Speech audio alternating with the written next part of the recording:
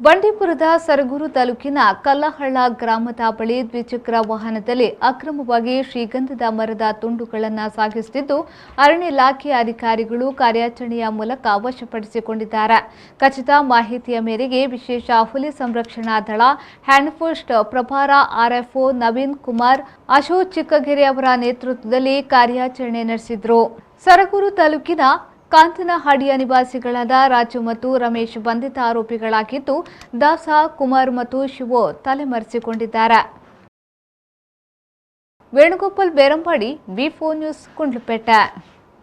HH International School for the best of both worlds, affiliated to CBSE New Delhi from KG to grade 11. Arabic language, swimming classes, computer coding and a safe environment. Not just that, but more. For a bright future, enroll now.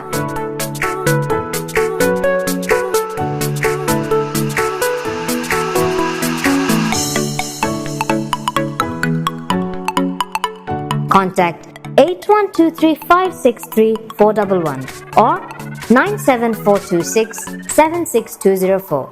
HH International School, Kuttar, Mangalore.